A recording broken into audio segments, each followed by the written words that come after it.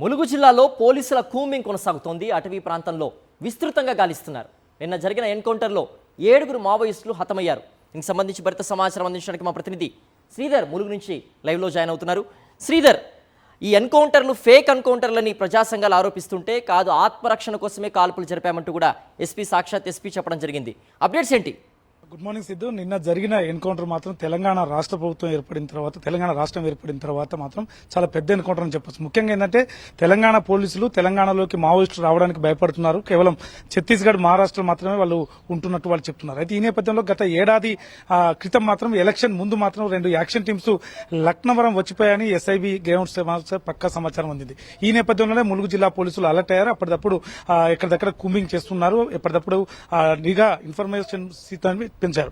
అయితే ఈ నేపథ్యంలోనే నిన్న జరిగిన ఎన్కౌంటర్ మాత్రం ఉదయం తెల్లవారుజామున జరిగింది. ఈ ఎన్కౌంటర్ లో భద్రతో పాటు మిగతా 6 నక్సలైట్లు కూడా అక్కడికక్కడ మృతి చెందారు. అయితే దీన్ని చాలా పౌర హక్కు సంఘాలు మొత్తానికి ఫేక్ ఎన్కౌంటర్, తప్పనిసరి ఏదో అంటే విషాహారం తినిపించి మత్తులో ఉండగా చంపేశారని పౌర హక్కు నేతలు చెప్తున్నారు. అదేవిధంగా ఎక్కడి నుంచి తీసుకొచ్చి ఎన్కౌంటర్ చేసే అవకాశం కూడా ఉందని చెప్పి వాళ్ళు ఆరోపణ చేస్తారు. అయితే పోలీసులు మాత్రం పక్కా సమాచారం మేరకు, మేము ఇన్ఫర్మేషన్ మేరకు అక్కడికి వెళ్ళాము. ఆత్మరక్షణ వాళ్ళని లొంగిపోమని చెప్పాము. అయినప్పటికీ లొంగిపోకుండా వాళ్ళు కాల్పులు జరిపారని చెప్తారు. ఇప్పటికి కూడా కూంబింగ్ కొనసాగుతున్నది. కొంతమంది మావోయిస్టులు పారిపోయారు. వాళ్ళ కోసం కూడా వెతుకుతున్నామని పోలీసులు చెప్తున్నారు. ఏది ఏమైనప్పటికీ కూడా ఏజెన్సీ మాత్రంలో ఇది ఒక కలకలం సృష్టిందని చెప్పొచ్చు. కొన్నేళ్లుగా ప్రశాంతంగా, ఒకప్పుడు ములుగు ఏజెన్సీ అంటేనే మాత్రం నక్సల్స్ వర్సెస్ పోలీస్ అనే విధంగా ఉండేది. ఎప్పటికీ ఎదురు కాల్పులు లేకపోతే ఎన్కౌంటర్ పేరు మీద ఏదో ఒకటి జరుగుతుండేది.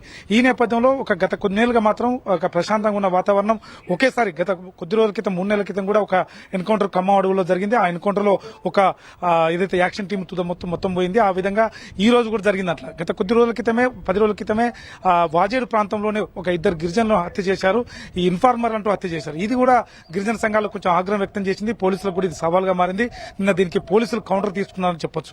ఏదేమైనప్పుడు కూడా ములుగు ఏజెన్సీలో మాత్రం ఈ ఎన్కౌంటర్ కొంచెం అలజడి లేపుతున్నది. మళ్లీ ఏజెన్సీలో ఇటువంటి కనుక లేకపోతే మావోయిస్టులు కూడా మహారాష్ట్ర నుంచి, అదేవిధంగా ఛత్తీస్గఢ్ నుంచి తెలంగాణ వైపు ఫోకస్ చేస్తున్నారా, అర్బన్ వైపు కూడా వస్తారా, లేకపోతే ఏజెన్సీకే పరిమితం అవుతారనే విషయాన్ని కూడా చేస్తున్నారు. ఏది ఏమైనప్పటికీ కూడా ఒకటి మాత్రం చెప్పొచ్చు సిద్ధు, ఈ నెల అంటే ఈ రోజు నుంచి 9వ తారీఖు వరకు మావోయిస్టులకు సంబంధించిన వారోత్సవాలు. ఈ వారోత్సవాలు ఈ దళం తుదముట్టించారు కాబట్టి ఆ వారోత్సవాల్లో ఎటువంటి ప్రతీకారం ఉంటుందనే విషయంలో కూడా పోలీసులు చాలా అలర్ట్ గా ఉన్నారు. ఏజెన్సీ ప్రజలు కూడా ఒక భయాందోళన వ్యక్తమవుతారు. కొద్దిసేపటి క్రితమే తెల్లవారుజామున వాజేడు ఎస్ఐ సూసైడ్ చేసుకున్నాడు. అయితే కేవలం ఈ ప్రాంతంలో పనిచేస్తున్న ఎవరు కానీ ఎస్ఐ స్థాయి, సిఐ స్థాయి అధికారులు చాలా ఒత్తిడికి గురవుతుంటారు. నిత్యం అలర్ట్ గా ఉండాల్సిన పరిస్థితి ఉంటుంది.